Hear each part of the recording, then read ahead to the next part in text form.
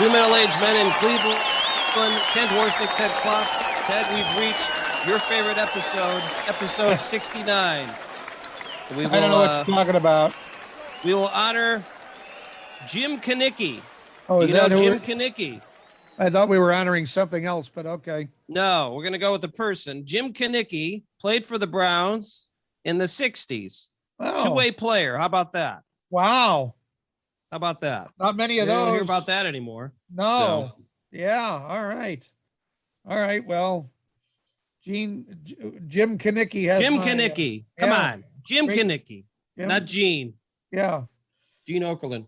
By the way, speaking of the Browns, quick acknowledgement of a great offensive lineman who passed in the last week, Dick Shafrath, former Ohio senator, great guy.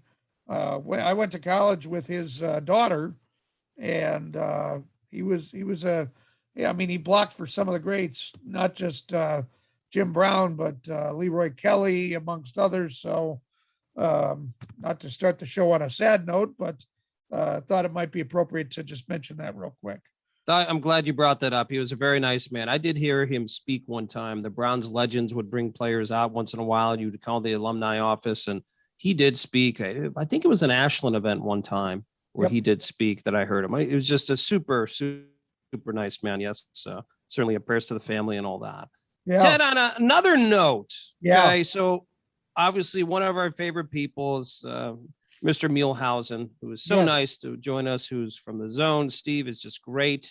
He did some travel last week for the Manny Pacquiao fight, and I think he's doing some travel this week for the big fight that's coming up on Sunday with Jake Paul.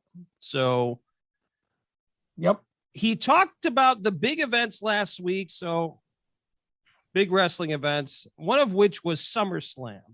Right. Now, if you attended SummerSlam, which neither of us did, you ran into some problems last week. Did you know? I don't know if you heard about this. I heard a little about this, but enlighten me. Many different venues now are going to a cashless type of situation. Okay. So at the venue at Allegiant, they ask everyone to use a credit card. Sure. Well, their biggest fears were realized when their system went down. Yeah. And we're not able to take any credit cards. If you rely solely on computers, you could have a big problem.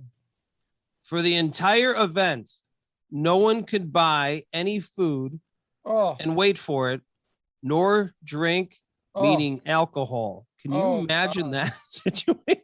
That's there are going to be some upset wrestling fans there. I'm surprised we didn't have a bigger problem. Now, they did hand out food to people there because obviously they couldn't sell it. So they said, well, we have this food. So they started handing it out. So hats off to them. But no one had any alcohol. Yeah. Nothing. People were bringing out dollar bills. And they said, we can't accept them. I just want to sit back for a second and think about how that would go at a Cleveland Browns game where the credit card machines did not work and no one can buy any drinks. Forget the food. Let's be honest. Most people have food before they get there, but just alcoholic and soft drinks. Yep. Can you imagine what that would be like? That would be everyone's biggest fear. Yeah.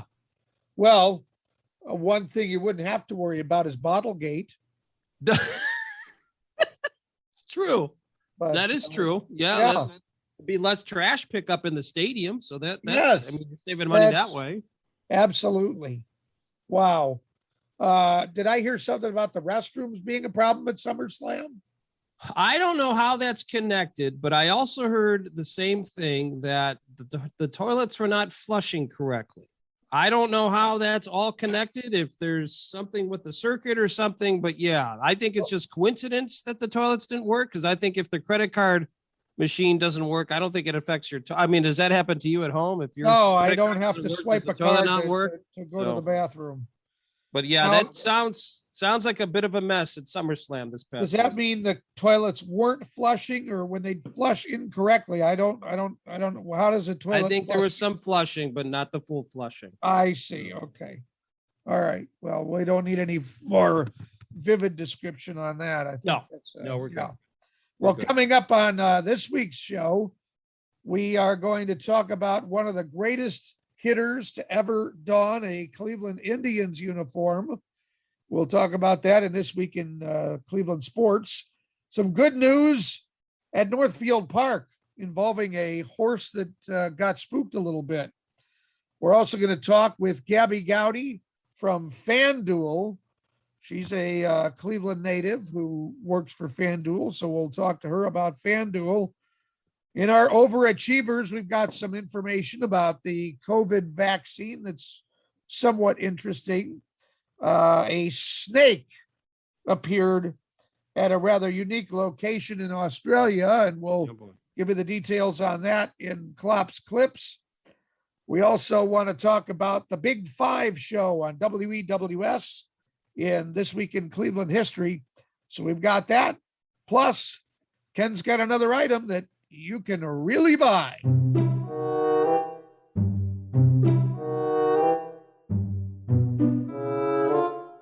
Another word that come from. Yeah. This week, we're going to go with a different word, and I think you've heard this saying before, bury the hatchet. When's the last time you've buried the hatchet, Ted? I hold grudges. I don't bury hatchets. Fair enough. Thank you. And the meaning, of course, is to stop a conflict and make peace. Yeah. So the origin of this saying dates back to the early times in North America, where the Puritans were in conflict with the Native Americans. Okay. In negotiating peace, the Native Americans would bury all their hatchets, knives, clubs, and tomahawks. Weapons literally were buried and made inaccessible. How about that? I'm not surprised by that. I mean, what other group do we know of in history that used hatchets? I'm trying to think. Yeah. It's not coming. It's not coming to me. So that is it. That's pretty interesting. Well, Ted, that's where that came from. And next time when you say bury the hatchet, you know where it is.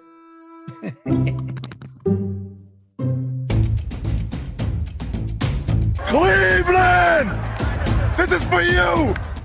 All right, time for another This Week in Cleveland Sports. August 25th, 1966. Some guy named Albert Bell, I think he was pretty good back in his day. Oh, he's a 5-time All-Star. All right. He's born in Shreveport, Louisiana, back in 1966. What an intimidating hitter. Our Cleveland sports expert, Dusty Sloan, is with us. And Dusty, Albert Bell, an unbelievable student of the game, and as much a studious hitter as I think there has been in baseball. And that's the thing that kind of gets lost in Albert Bell's career, that everybody just remembers the temper and remembers the play between first and second with Fernando Vina when he laid him out on a ground ball. But if you take a look at Albert Bell's career, he was a very studious person when it came to hitting. And you look at his career statistics, a 10-year period from 1991, that was his first year when he was a full-time player with the Indians, until his last year when injuries finally gave way for him when he played for the Baltimore Orioles. You talk about a 10-year period. If he would have done that for another 5 or 10 years, and he would have been a much more likable player, he'd have been a Hall of Famer. That magical 95 season, when it was strike short and he had 52 doubles, 50 homers, 126 RBIs, he had an OPS of over 1,000 4 out of 5 years. Jeez. He led the league in RBIs 3 out of 4 years. He had at least 100 RBIs every year for 9 straight years. The guy could just absolutely hit the baseball. And I think a lot of people forget he also had 88 stolen bases. His next to last year, he had 17. So he wasn't a slow player either for being a power hitter. He was the complete package. Everybody just unfortunately forgets the negative, or just remembers the negative things. Dusty, obviously, being a Cleveland fan and all that, we certainly know how good of a player he was. And he played on some great teams. And obviously, I think he still had some success. He left and played for the White Sox. I remember that. He was with Frank Thomas and the Orioles. Looking at his statistics, does he not have enough to get into the Hall of Fame? Or is it that situation where at this time they're just saying, well, we didn't like his demeanor and there were some off-field things and we're not going to put him in? What's your thoughts on that? I think when you look at other players, particularly in other sports, when you look at guy in football like Terrell Davis, and he's in the Pro Football Hall of Fame, and he had great numbers, but he didn't do it for nearly as long as Albert Bell. When you look at his statistics over a decade period, you can make a claim that he was the best player hitting-wise in the American League for a 10-year period. Mm-hmm. He ended with 381 homers, 389 doubles, 1,239 RBIs, and an OPS of 933, which is well above Major League average for that time. I do think that there are some writers that certainly will hold it against him. He didn't play again after his age 33 year. So if he would have done it for 2, 3, 4 more years, it would have been very hard to keep him out. But when you're going to keep a guy like Fred McGriff out just because he doesn't have a couple homers short of 500, you're probably going to keep Albert Bell out at 381. And what's his average? What was his career average, Dusty? He hit 295. He hit for a 3-year period from 94 to 96. He hit 357, 317, and 311. The guy did strike out just a little bit, but he was not your prototypical power hitter, at least not at today. He was not striking out 200 times. He made a lot of contact. If he's playing today, Dusty, he's the highest paid player in baseball, hands down. If he's playing today, Twitter would be a heck of a lot more fun. Yeah, that's a good point too. Another one for Dusty. That's a great point right there. I know a lot of people think of the negative with him. Ken, I know we talked to Mark Tromba. Anytime I think of Albert Bell, I think of that story Mark Tromba told us when they wanted a song for Albert, and he wouldn't. Told him, don't play anything, and we got to play something. They played a bell. He went up and struck out on 3 pitches, and he came back and dialed the wrong number and said, "Don't ever play that blah, blah, blah, blah, blah, bell again." Yeah, that's. But then he called. They called the suite. It wasn't the dugout. He called the suite. Yeah, he called the wrong number. The Terrace Club. He called the Terrace Club. Yeah, that's it. He called the Terrace Club. Got some poor waiter on the phone. This is Albert Bell. Don't ever play that bell again. Click. Oh my gosh. Classic. All right. Well, Dusty, thank you very much for the insight, and we appreciate it. That is another This Week in Cleveland Sports. Cleveland! This is for you!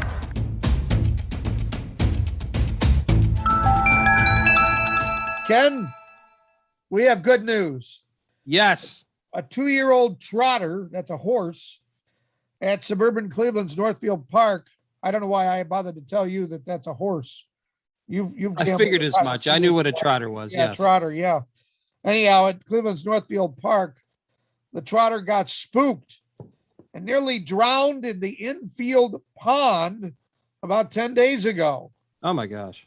Yeah, the horse named Creatine Star tossed its driver on the way to the pond. It was in over its head when a member of the track crew jumped into the pond to help the gelding keep its head above water. 2 trainers also helped, and with assistance, Creatine Star was able to get out of the pond safely. That's insane. That's a horse that gets spooked. I can't imagine trying to jump into a pond and try to assist this horse that could, it could fall on you, drown you. Yes. The number of things that could go wrong in that situation, I would say far outnumber the one thing that can go right. So definitely hats off to that track crew member and the 2 trainers, because otherwise that horse, without that assistance, that horse isn't around anymore, I don't believe. No, and obviously when you're a trainer like that, you have a very good understanding of horses, and I'm thinking that these people certainly understood the horse and knew how to settle it down and all that stuff. Luckily enough, it sounds like, from doing some research on this as well, it doesn't sound like the cart was attached to the horse, which kind of been a really, really big issue. Obviously, not only a very, horses are certainly not light, but you throw a cart on top of that and could have been an awful situation. So hats off to the 2 trainers for helping assist and save the life of Creatine Star. That's just great stuff. That is some good news. Blah, blah, blah. Blah, blah, blah. Blah, blah, blah. Blah, blah, blah. Blah, blah, blah. Blah, blah, blah. Blah, blah, blah. Today's guest is a native of Powhatan, Ohio, and attended Bethany College in Bethany, West Virginia, and also the University of Pittsburgh. Our guest was a college athlete competing in cross country and softball for the Bisons. Despite having an interest in science and biochemistry, our guest made the leap of faith and decided to become a sports journalist and a sports social media influencer for FanDuel. Our guest has aspirations to one day host her own TV broadcast on the NFL or NBA.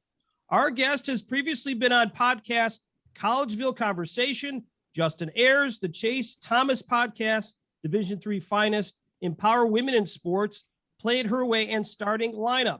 But none of those compare to two middle-aged men in Cleveland. Well, that is correct. Yes. Okay. Go ahead. Our guest has over 43,000 followers on Twitter, 23,000 followers on Instagram, and get this, 72,000 followers on TikTok. Unbelievable. Let's talk with the social media superstar and social media influencer, Gabby Goudy. Gabby, thank you so much for joining us. So our first question for you, being middle-aged men, along with my co-host Ted Klopp, we don't necessarily understand social media as well as younger folks. We're just going to be very honest about that. Talk about how things got started for you working for FanDuel and how you became someone extremely prevalent in social media. I'm going to be honest. It was an accident. That's not what we wanted to hear. Well, it was. That's how it happened. It happened on an accident. That's how I got started. Okay. I never posted on like Twitter. I never posted on anything really. And then one day I was at the Orange and Brown scrimmage like 3 years ago, maybe. I don't know when it was. The first one that Odell was at, like the very first, like Odell's here, the crowd's here. I took a photo of him on the sideline and I said, things I'll never get tired of seeing. And it literally blew up and I got like 3,000 followers from that. And then my friends are like, hey, you say funny stuff about sports. Maybe you should try to like post some stuff. And then I did. And then it's just been whoop from there. Wow, that's a heck of a strategy. I like that. So how do you come up with the content you post? You talked about Odell, but do you plan things a couple weeks out? Is this spur of the moment? Hey, I'm at Lake Erie and it's a sunny day. How do you come up with the content? Most of my stuff is like really like on the fly. Like if something happens in a game, like I try to come up with something funny, something clever, something that someone else isn't going to say. Most of my stuff is just like what is going on in the moment. And you just go with it from there. There's some stuff that you do like some planning for, like some of the TikTok stuff, you see like a trend, you figure out like, hey, maybe I'll do this sometime during the week. But most of my stuff is pretty much, hey, this is happening right now. So let me talk about it. You've had the opportunity to talk with a few different professional athletes just from some different articles you've done. I've seen some interviews you've done. Who is someone you have spoke with that you really enjoyed interviewing? Rashard Higgins. He was awesome. Cool. He's a really nice guy, funny guy, loves Cleveland. It's great. When you approach the second part of my question, when you approach these people and talk to them, what is their reaction to you? I mean, let's be honest. You are, certainly a very beautiful woman. You're very intelligent about sports. Is it a situation where they're a bit intimidated because you're asking to interview them? Or is it a situation where like, okay, let's talk? And does it take a bit for them to warm up to you? How does that whole thing work? I think it throws them off a little bit, to be honest, because they're not used to people because, they have people that try to like talk to them all the time, like women that try to talk to them all the time. But like, if you approach them in like a professional way, they're like, oh, okay, yeah, I'd love to do that. And most of them are very willing and very nice. So in this current climate that we're in or have been in, women, unfortunately, sometimes, particularly in sports, get comments, things like that. Ken kind of talked about how athletes maybe react to you. I'm going to guess that probably at some point, unfortunately, someone may have said something inappropriate to you. How do you deal with that? Do you have any advice for other young aspiring sports reporters who are female who might be not sure how to handle that? Well, for me, I've gotten to the point, I've seen it all. At this point, I've seen it all. Like nothing you can say to me is going to be something that someone else already hasn't. So most of the time I just like laugh at them. I usually don't respond. I only respond to them if I can make it into like a joke that I can get interactions from. But if I can't, I'm like, nah, I'm just not even going to bother with you. Because most of the time they're just grumpy, men that have nothing better to do. Like they're just mad. They're like, they have something going on in their lives that they feel like they have to bring it out into mine. Sure. Like if they're mad at me, it's not my fault. There's something that's going on with them that they are not happy with, and they're taking it out on other people. I understand that. That is unfortunately the way social media goes. Somebody's always trying to put someone else down, and that's probably the downfall. Now, there's a lot of positives with it as well. So being from Ohio, it seems as though just, seeing your stuff on Instagram and Twitter, you support the Cleveland professional teams very well. Talk about, obviously, this is the big topic here in Cleveland with the football season coming up. Talk about your thoughts on the upcoming Browns season and what you're thinking as the orange helmets are certainly on the practice field and will be starting here very soon. I'm excited. I'm very excited. Because we've never experienced anything like this. Well, I haven't experienced anything like this in my lifetime because they've always been terrible. But yeah, it's exciting. It's unbelievable. Like some people really don't know how to act right now. Because again, we haven't experienced this, like winning multiple games in a very long time, but it's exciting. Everybody's excited. And yeah, I'm just ready to watch some Cleveland Browns football. I guess to go along with that question, who is, in your opinion, the most important player on the team, number one? And secondly, who's your favorite player? Most important player? See, that's a tough one because I could say like 10 people. Sure. I feel like Myles Garrett is probably the most important player on that team. I could say Baker Mayfield, but at the same time, it's Myles Garrett. Like he's the best athlete on that field at all times. And is he your favorite as well? No, it's Odell. Odell, fair enough. Why is that? Why Odell? I've liked Odell. Like he just brings so much personality and so much fun. And I feel like he's I know people love to hate on him, but if you want to have a football team that's talked about and you want it to bring more people to your fandom and you want attention and you want people to talk about your team, there's probably no one better than him because people love to talk about him. He's like an international superstar. Like people know Odell. And it's just crazy that he's on our football team. Yep. So he was in the Drake music video with a Cleveland Browns shirt on. I know. That doesn't get much cooler than that. Yeah, that's pretty cool. I haven't been in any music videos. Me either. Yeah. I think you have a better chance than I do, but this receding hairline might hit. Oh my God. Yes. All right. So apparently you were mentioned in a Sports Illustrated article this year at an NBA game. A fight broke out in the stands and you got some video of this. Oh gosh. Yeah. Well, what happened and your reaction and all that? So I didn't take the video. One of my friends who also went to Bethany took the video. He sent it to me. He doesn't have a Twitter. He said, don't tag me. I don't want the person to know that I posted this because he knew the person that got punched in the face. Oh, okay. Well, if he doesn't have Twitter, how could you tag him? Exactly. Well, I could say like Instagram or like whatever, or like say, but I said underneath, my friend took this video. He doesn't want to be named, but people didn't like that, whatever. So he sent it to me and I posted it and that thing went off.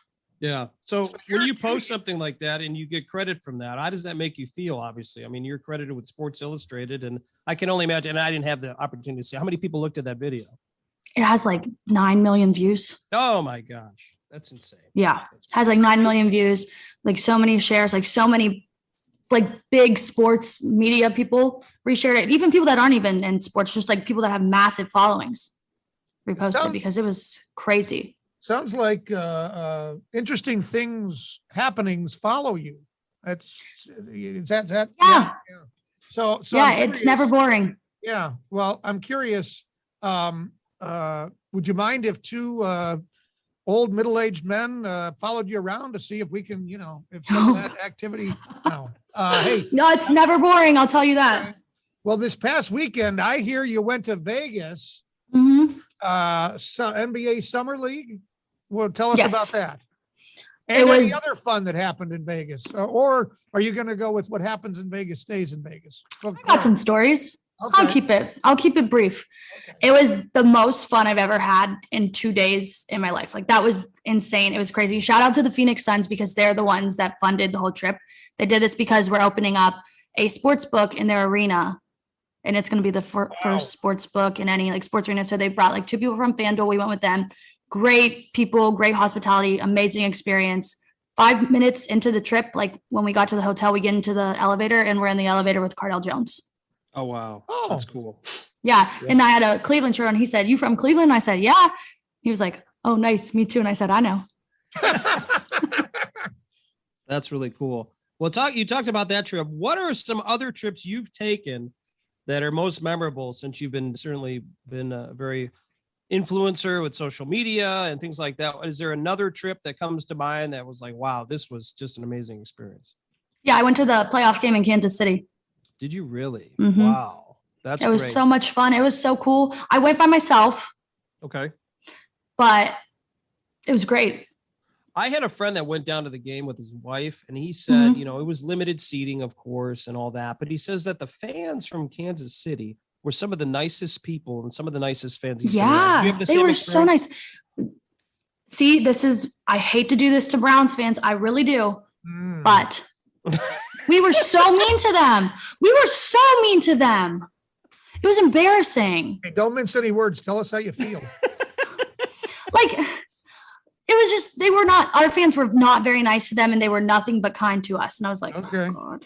That's what I heard. My friend who went said they had a great time. They definitely want to go back. He ended up getting like phone numbers for some of the fans that they ever go. I mean, they were it's a so different great. situation. Yeah. I think we're just so used to playing the Steelers that we just have that mentality with all the teams and thinking all the fans are going to be like that. So that's just, I think, part of it. We just had it just was the people I was sitting by, but they were just saying very vulgar things to many people in the stands, especially women.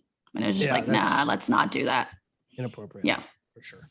So we have two more questions for you. Mine's another follow-up question. So you've done all these things so far. You talked about aspirations of hosting your own TV show, of talking about the NFL and the NBA.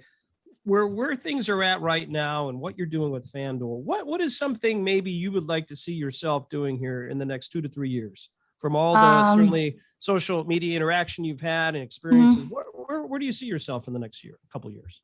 I would love to, one, have my own show, big show, have great guests on it all the time.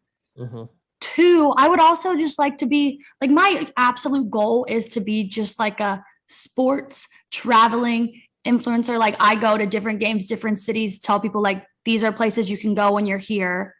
This is stuff you can do at the stadium. Here's food that's good. This game is good. The fans from this team, whatever, hotels, things like that. If that makes any sense. I know how people people do that all the time, just as traveling to different vacation spots, but I want to do it sports centric, if that makes sense. Yeah, it does make sense. That is pretty cool. That would be neat. Just go do a little baseball tour, say each stadium, I stayed at this hotel, I did this, that, this is a great recommendation for stuff like that. And I think that'd be pretty useful. So too, as you're promoting the different brands and the different things that are there, I think there is a market for that for sure. Absolutely. Well, if somebody or lots of people, I don't know if there's anybody left that hasn't found you on any of these social medias, but if they by chance are hearing about you for the first time, how would they go about following you, or where are they going to find you? You can follow me on every single platform that I have, which is Instagram, Twitter, TikTok, and YouTube at Gab Goudy, GABBGOUDY. That's where you can find me. Also on FanDuel. Any advice for other aspiring young journalists aside from don't take your ideas? That's always a good one. I mean, you can take them, but make them a little different. My advice is just have fun. If you're not having fun doing it, you're not going to be good at doing it. Have fun, make it funny, entertaining. Just you really have to have a good time, because if you're not enjoying it, other people aren't going to enjoy it with you. It's very well said. Awesome. Well, Gabby, thank you so much for your time. I think we have some thoughts in the future of how we can maybe have you affiliated with our show if you're interested with that. But we really appreciate you taking the time to spend a little bit of time with two middle-aged men. I know you have a lot of other people that follow you. They certainly have to get some information out. But thank you so much, and we wish you the best in the future. Thanks for having me.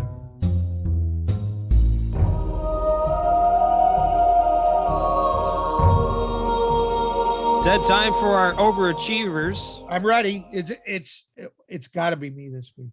Well, I'm not even going to answer it because you know the answer. Okay. So. Dang it. A hospital in Mumbai teamed up with an insurance company to break a Guinness World Record. We have a new Guinness World Record every week. And vaccinate more than 30,000 people in 1 week. Wow. Oh my gosh. The hospital registered 30,467 people to receive their COVID-19 vaccines between August 7th and August 14th. All of the people who registered were vaccinated on the spot. That is insane. 30,000 people in 1 week. Wow. Unbelievable. Okay, I filled out my registration card. When do I come back? You don't come back, sir. Just have a seat. We'll be with you in a minute. Oh, wow. Why is it so quick? Well, do you want us to take our time? No, I guess not. Get in here. Give me your arm. Yeah. Wow, that's great. There you go. That's some overachievement right The most trusted name in journalism, Klopp's Klips.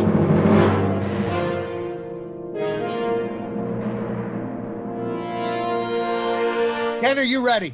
Oh, been waiting all week. Here we go. Here we go. Let's start in Australia, down under. Shoppers in a supermarket there got a bit of a surprise. A giant python stuck its head out into the spice area. One shopper at the Woolworths in suburban Sydney happened to be a volunteer snake catcher, a former volunteer snake catcher, described the snake as mellow. Oh. Yeah.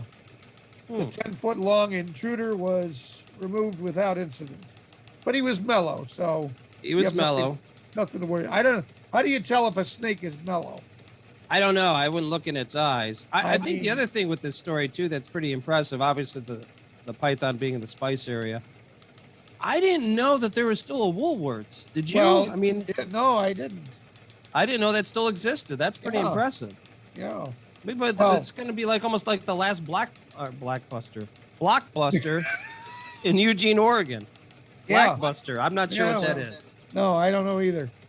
But I just wonder, wouldn't you consider all snakes to be mellow until they actually bite? I would guess. I guess maybe we need to have somebody on to give us an idea of the stages of mellowness with the snakes. Yeah. Well, 13-year-old Riley Stewart of Australia found a rare puffed out Dorito chip in a bag in her family's house. She took pictures and decided to put the chip up for auction on eBay instead of eating it.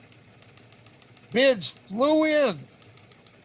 The chip got up to 20 grand. That's when eBay pulled the auction.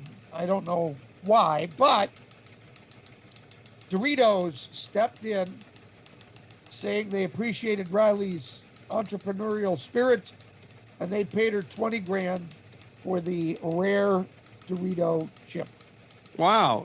Well, from your research, was this like shaped in something like it looked like person, or was it something special? No, it was just a triangle, but it was puffed out. It looked like something blew some air into it. We'll put there's some pictures online, and we'll put them on our social media so everybody can see. But wow, that's it's cool. Not necessarily uniquely shaped, just puffed out. That's what they say about me, to be honest with you. I've heard that before. Not uniquely shaped, just puffed out. Yeah. The Tulsa, Oklahoma Fire Department called to the scene of what was described as a corpse in the river. Fire, police, and EMS responded. They launched a boat before discovering the corpse was very much alive and simply a man relaxing in shallow water. They figured that out when he sat up as they got close. Who made the call? Fire, police, and EMS all called. Oh my gosh.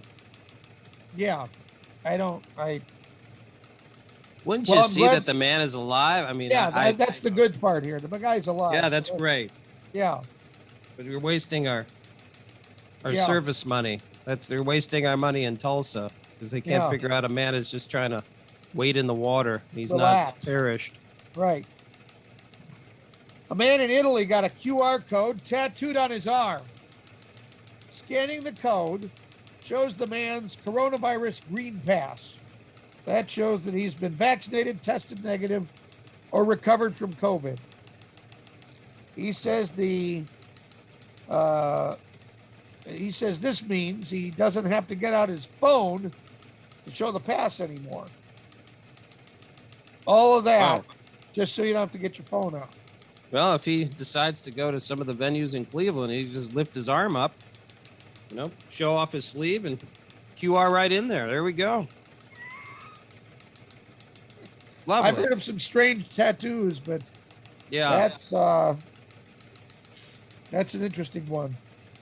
A new study by RTI International shows mothers with young children drank 323% more once the pandemic started than before. Wow. 323%. That's, my God. Overall, alcohol consumption was up 39% from February of 2020 to November of the same year. We could do our own study on this. I have many folks that I could do the research with. And Yeah. I believe these numbers are correct. Yeah. 323%. Yeah, no for doubt. Parents with Yes. small children. Yep. It turned it Mothers. from moderate drinking to aggressive drinking. Heavy, yeah. Yeah, aggressive drinking. Oh, well, I'll drink to that and close out this week's collection of Klopp's Klips.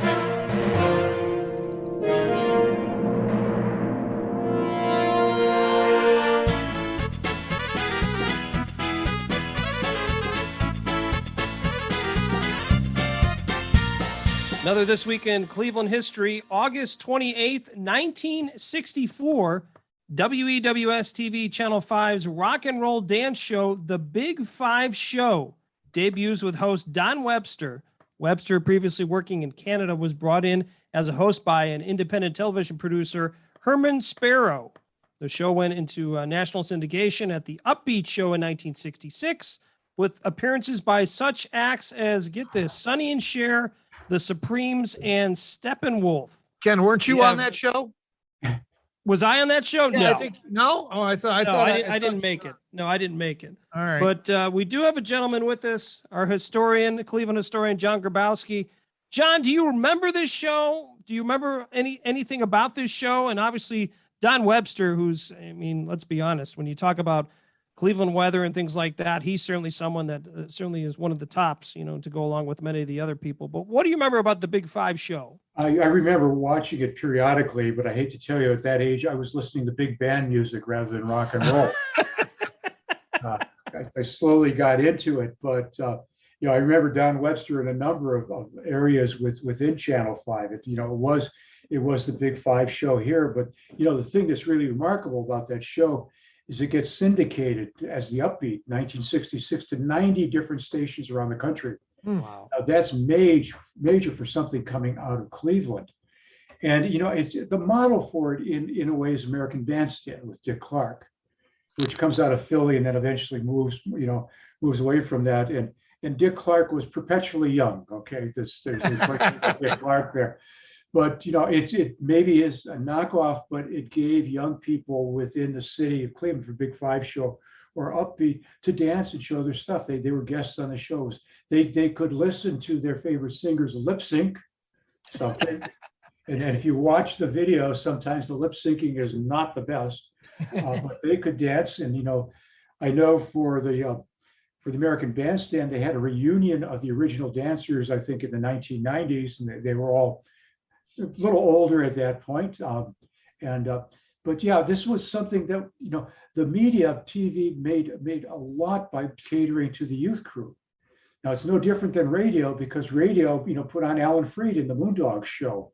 And so that's where you broke that music. So why not, when you've got a visual medium, to do the same thing, put on what the young people like. And so you see that, but Cleveland also has a polka variety show, okay?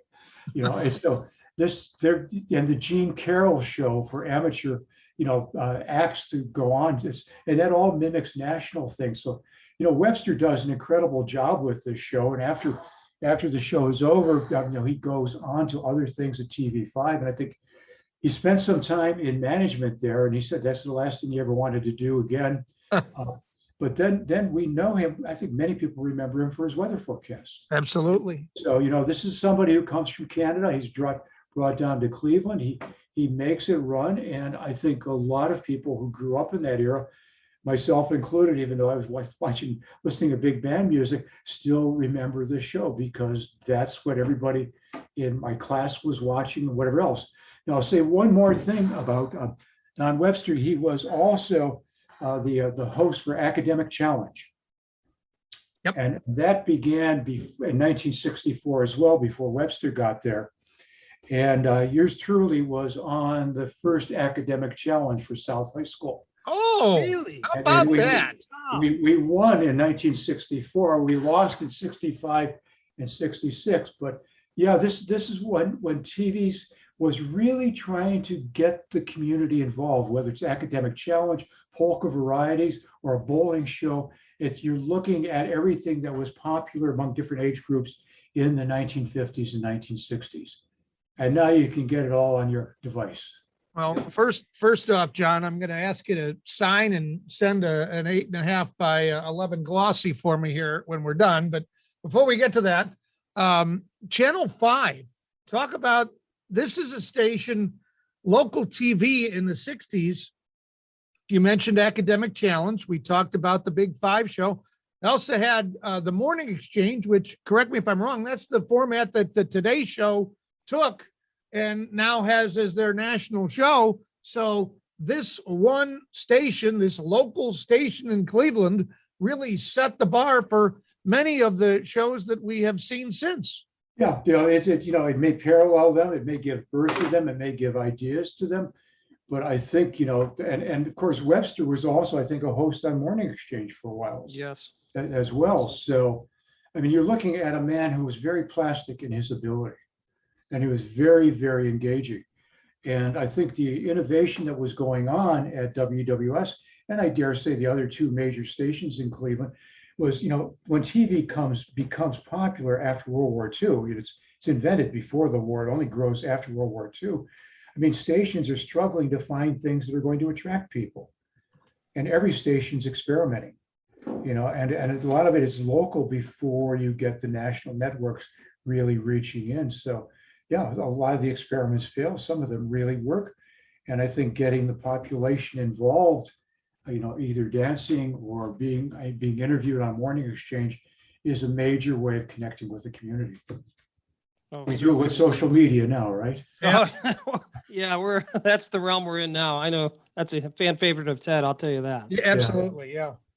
Well, John, thank you so much for the information. Nice to talk about WEWS back from August 28th, 1964 with their rock and roll show, the Big Five show.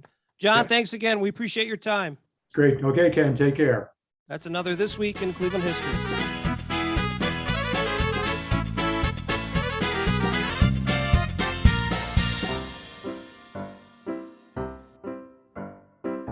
Oh no, not a dad joke.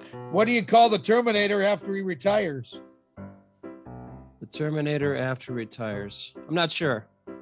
The X-Terminator. That joke was horrible.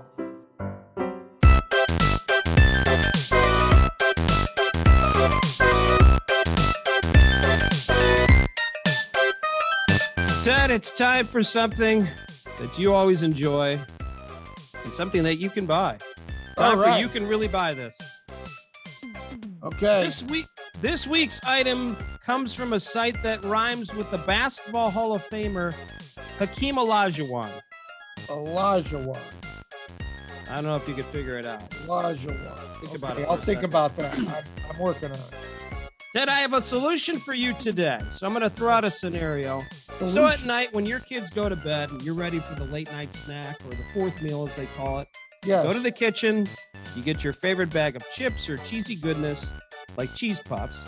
Okay. And this would usually occur around midnight when you are extremely fatigued, but you just need to feed your face one more time before you pass it. Okay, we've all been. I experience that on a daily basis, I think. Usually when you dig into these chips or cheesy puffs or whatever, when you dig into those snacks, your fingers get like super greasy or turn a different color, kind of like you've been petting Fonzie Bear for about 30 minutes. You know what I'm talking about? Oh, I know. Yeah, or your kids get that on them, and then they wipe it on their white shirt. Yes, that's the best. Yes. Yes. Yes. So after you eat the snack, obviously it's late and you just want to pass out. Maybe get a little sleep on the couch before you go to bed or something like that. Right. Well, then you have the hassle. You have to go and you have to wash your hands because the food residue and all that stuff. I mean, that's a pain. Well, I found something to help with this issue. Oh. And it's called chip fingers. It's finger covers for sticky food for your hands. Okay? Oh, okay. Yep. You place the small covers on your index finger, middle finger, and thumb, and just start eating aggressively. That's what you do. It's real easy. You pop them in. So this is great for chips, popcorn, pizza, party food, finger food appetizers. These go on and off with ease and are made of silicone, which means they're dishwasher safe and can be placed in boiling water to disinfect. This is all you, to be honest with you. This is a solution. Absolutely. This is intended for children 12 and over because they could be a choking hazard, obviously. But for the price, you get the 3 covers, which cover your 3 fingers so you can use the item. $17.99. A little pricey. So wow. Anytime I come up with these items, obviously, I like to go through the reviews. So into this. So I have a couple for you. Okay. So the first one comes from Susan. Okay. She writes 5 stars. They look bizarre, but do exactly what they're supposed to do. I've been told that before.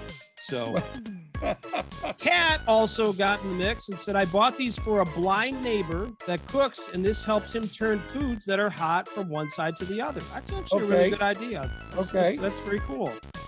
Now, obviously, there's the other side as well. Some people were not happy. Paige wrote, the snack residue still gets on my fingernails. This is not a good buy. They slide up your fingers, which results in the residue getting under your nails.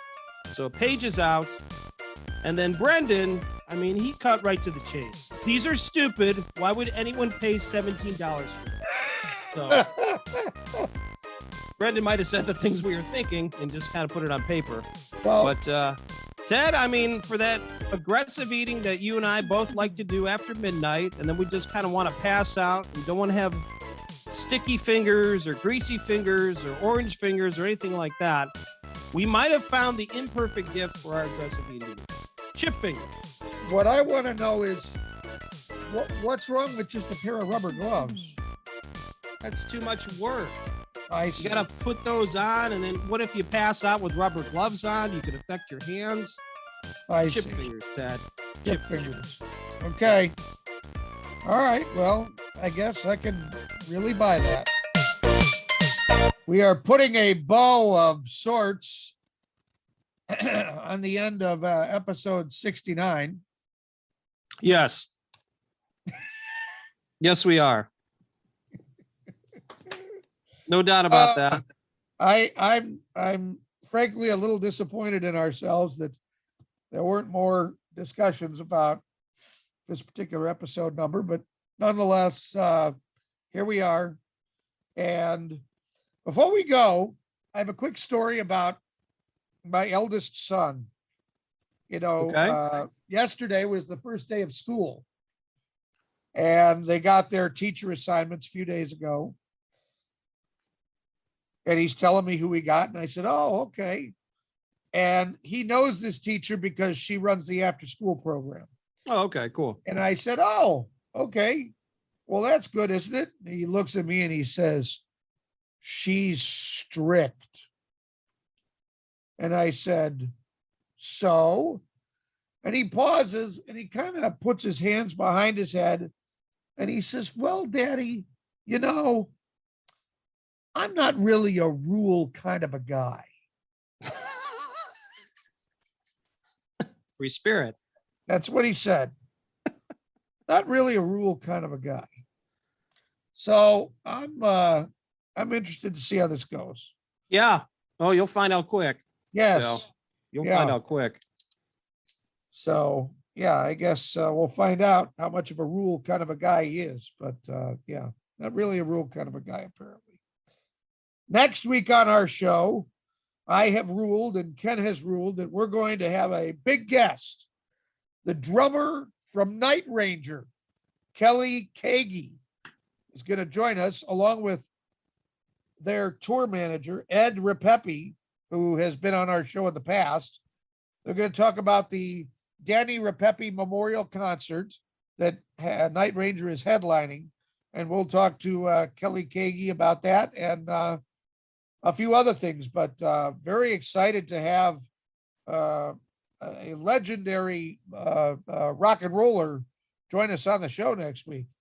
Yeah, that's a exciting situation for us because, with Night Ranger, and they just came out with a new album as well. So we probably could talk to Kelly about that, but it's such a popular group. They have a great following, and have the opportunity to talk to Kelly. It's really cool. And, certainly that's with the help of Ed Repepe, who's the tour manager. Looking forward to the concert at September 8th for the Danny Repepe Memorial Concert. Should be really cool, but should be a great conversation. Sister Christian, know that, never mind. Time has come. Yeah. Hey, on another note, before we close, and I know what I'm supposed to do when we close. Yeah. I like special things that I say. I heard recently, congrats to the city of Cleveland. So we had talked about the NFL draft. This is not to talk about anything more about that. They made $42 million off the draft weekend. Wow. $42 million. Okay. Very exciting. Very well done. And I hope they have it again very soon because certainly the city can use the money, number one, but what a great experience. So that's the profit for the city, or is that the economic impact? That's the economic impact. Okay. So when I say the city, I didn't mean the city of Cleveland itself. I'm talking about I got you. So all the restaurants and bars and everything else around that area and all that. That's huge. That's really cool. Huge. That's really good for all those bars and restaurants and businesses that are down there in the downtown Cleveland area. And hopefully, I know there's been talk of that waterfront redevelopment program project. So hopefully we'll see that start to come to fruition. And hopefully next week I won't have this frog in my throat. What's the frog's name? Actually, I think his name is Kermit, but I'm not sure. All right. Well, I think we've made up enough nonsense for 1 week. What do you think, Ken? I think so. I think people have had enough. And I just want them to remember we're just two middle-aged men in Cleveland. Two Middle-Aged Men in Cleveland is sponsored by Anchor.fm. Everything you need to make a podcast in one place. And by Westminster AV. Custom audio-visual packages for all occasions.